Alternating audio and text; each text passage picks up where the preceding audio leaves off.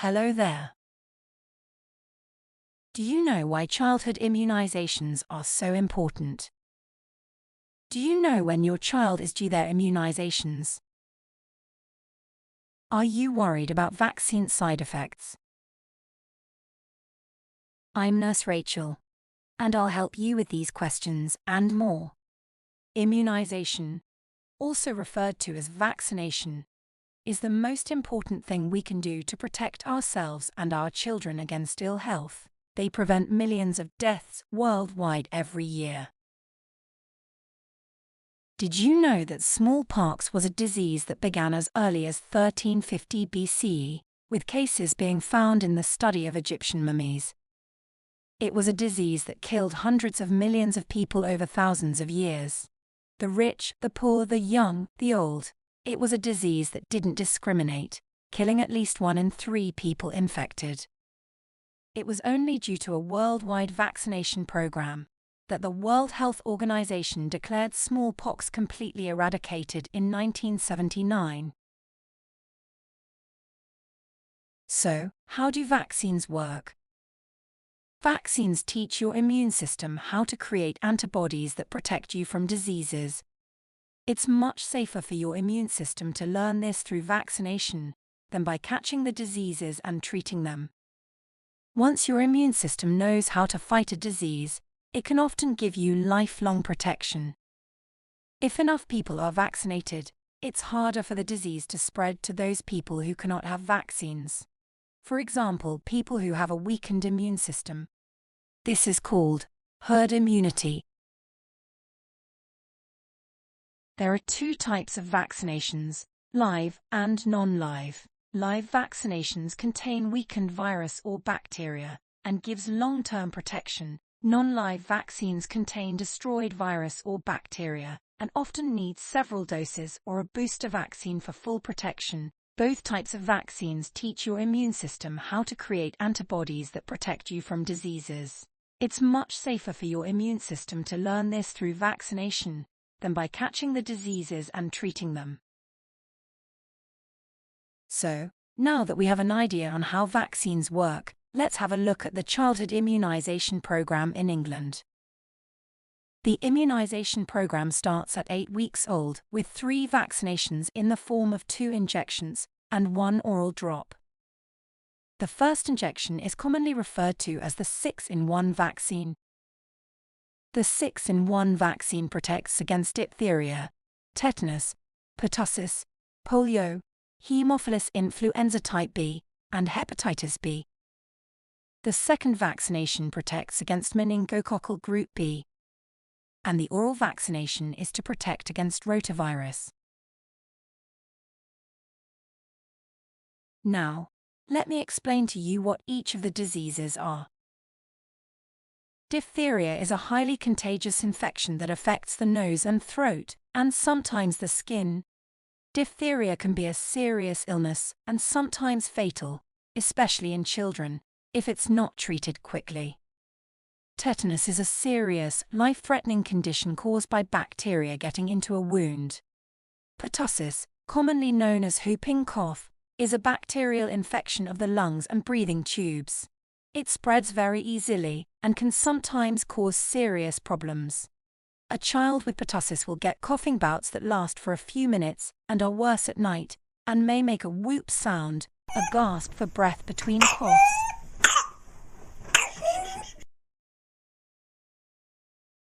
Polio is caused by a virus that spreads easily from person to person and can lead to paralysis, usually in the legs. Haemophilus influenza type B, HIB, is a type of bacteria that can cause life-threatening infections, including an infection of the lining of the brain and spinal cord, sepsis, and pneumonia. Hepatitis B is a viral liver infection that causes fever, fatigue, pain in the upper abdomen, vomiting, itchy skin, and jaundice. The second vaccine immunizes against meningococcal group B bacteria, which causes meningitis. This is a very serious infection leading to severe brain damage, amputations, and, sometimes, death. While most young children recover from meningitis, around 1 in 20 die from the infection. The last immunization given at 8 weeks is the rotavirus vaccine, which is given orally. Rotavirus is a common cause of diarrhea and vomiting in babies and children. The next set of immunizations are given at 12 weeks. There are 3 vaccines given, in the form of 2 injections and an oral drop. The injected vaccines are the 6-in-1 and pneumococcal vaccines. The oral vaccine is the rotavirus oral drop. The pneumococcal vaccine helps protect against some types of bacterial infections that can cause serious illnesses like meningitis, sepsis, and pneumonia. It can also help protect against other illnesses such as sinusitis and ear infections. The third set of vaccinations are given when the baby is 16 weeks old. The third dose of the 6-in-1 vaccine is given alongside the second dose of meningitis B vaccine, in the form of injections. On or after the baby's first birthday, it will be time to have some more immunizations.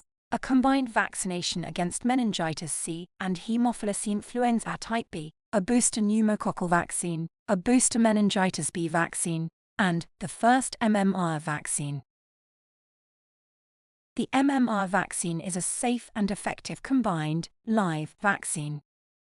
It protects against 3 serious illnesses: measles, mumps, and rubella. Measles is an infection that causes cold-like symptoms, followed by a rash a few days later. If the infection spreads to the lungs or brain, it can cause serious complications. Mumps is a contagious viral infection that causes painful swellings in the side of the face under the ears, and can lead to viral meningitis, which affects the lining of the brain. Rubella, also known as German measles, is a rare illness that causes a spotty rash. The last set of immunizations are given at 3 years and 4 months. These are a booster 4-in-1 vaccine, which protects against diphtheria, tetanus, pertussis, and polio, and a booster MMR vaccination. Now, I know that was a lot of information to take in. So let me summarize for you. At 8 weeks, the baby is given 3 vaccines: 6-in-1, meningitis B, and rotavirus. At 12 weeks, the baby is given 3 vaccines: 6-in-1, pneumococcal, and rotavirus. At 16 weeks, the baby is given 2 vaccines: 6-in-1 and meningitis B. At 1 year old, the baby is given 4 vaccines: meningitis B, combined Haemophilus B, and meningitis C, pneumococcal and MMR vaccines. And at 3 years and 4 months, the child receives their preschool boosters of the 4-in-1 and second MMR. In some London boroughs, for example, Lambeth, the second dose of MMR is given at 18 months, and the 4-in-1 booster at 3 years and 4 months. Now that you know the childhood immunization schedule, let's talk about some of the worries that parents have about immunizations. I don't want to immunize my baby. Absolutely not. Immunizations can cause autism, and I am just not willing to take that risk. That is not correct. There is no evidence of a link between any vaccine and autism or autistic disorders. It was a single study, which was poorly designed and already discredited, that reported such an association in 1998. Since then, hundreds of well-designed studies have confirmed that there is no risk of autism from vaccination. You know, children don't need vaccinations. Getting sick is just an unfortunate part of life. They'll learn to get over it by themselves. No, vaccine-preventable diseases do not have to be facts of life. Illnesses such as measles, mumps, and rubella are serious and can lead to severe complications in both children and adults, including pneumonia, inflammation of the brain, blindness, diarrhea, ear infections, congenital rubella syndrome, and death. All these diseases and suffering can be prevented with vaccination. No way I'm getting my children immunized. Vaccines have long-term side effects. They will make them sick. Vaccines go through lengthy and rigorous processes to make sure that they are safe and are continuously monitored for safety issues.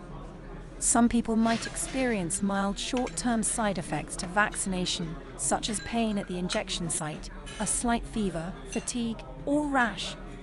Although these may be uncomfortable for a short period of time, they are not serious and mean the immune system is practicing how it will fight the virus or bacteria if exposed. The long-term side effects of some diseases are far more dangerous. If you have any other reservations about immunizing your child, please book a telephone consultation with your practice nurse. I hope you have found this video useful. Today we have covered the childhood immunization schedule, each vaccine and the preventable diseases it immunizes against, and answers to common misconceptions about immunizations. Thank you for watching.